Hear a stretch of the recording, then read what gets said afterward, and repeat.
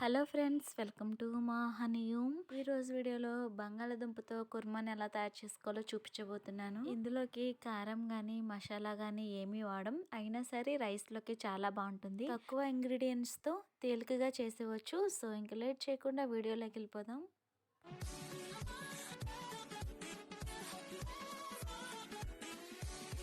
ఆలు కుర్మాని తయారు చేసుకోవడానికి ముందుగా బంగాళదుంపల్ని కుక్కర్లో వేసుకొని అందులో తగినన్ని నీళ్ళు వేసుకొని 2 లేదా 3 విజిల్స్ రానిచ్చి బంగాళదుంపల్ని ఉడకనివ్వాలి.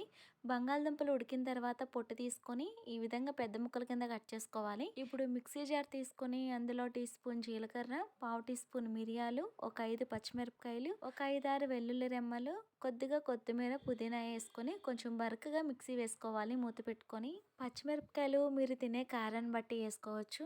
ఈ విధంగా బరకగా మిక్సీ వేసుకున్న తర్వాత పక్కన పెట్టుకుని ఇప్పుడు స్టవ్ పైన కడాయి పెట్టుకొని అందులో తగినంత నూనె వేసుకోవాలి. 2 లేదా 3 టేబుల్ స్పూన్ల నూనె వేసుకొని నూనె వేడైన తర్వాత అందులో టీ స్పూన్ ఆవాలు వేసుకొని ఆవాలు చిటపటలాడిన తర్వాత 1 ఉల్లిపాయ పొడవుగా కట్ చేసుకొని వేసుకోవాలి.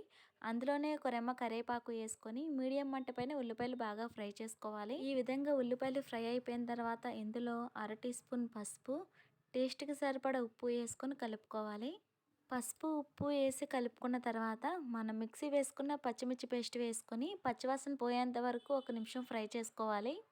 1 నిమిషం ఫ్రై చేసుకున్న తర్వాత మనం ముందుగా ఉడికించుకున్న బంగాళదుంపల్ని లైట్గా మ్యాష్ చేసుకొని వేసుకోండి. పచ్చిమిర్చి పేస్ట్ బంగాళదుంపలకి పట్టేలాగా బాగా కలుపుకొని ఇప్పుడు మూత పెట్టి మీడియం మంట పైన ఒక 2 నిమిషాలు మగ్గించండి. ఇలా కొద్దిసేపు మగ్గించడం వల్ల పచ్చిమిర్చి పేస్ట్ బంగాళదుంప ముక్కలకి బాగా పట్టుకుంటుంది అనమాట. ఆ తర్వాత స్టవ్ ఆఫ్ చేసేసుకోండి. పైనుంచి కొత్తిమీర వేసుకొని ఒకసారి కలిపేసుకొని ఇంక సర్వ్ చేసేసుకోండి. అంతే, టేస్టీ టేస్టీ ఆలు కుర్మా రెడీ. పక్కన పప్పు రసం లాంటివి ఉన్నప్పుడు ఇలా ఆలుతో కుర్మా చేసుకొని తింటే కడుపు నిండా తినేయొచ్చు అనమాట. ఈ రెసిపీని మీరు ఒకసారి తప్పకుండా ట్రై చేసి మీకు టేస్ట్ ఎలా వచ్చింది అనేది నాతో షేర్ చేసుకోండి కామెంట్ రూపంలో.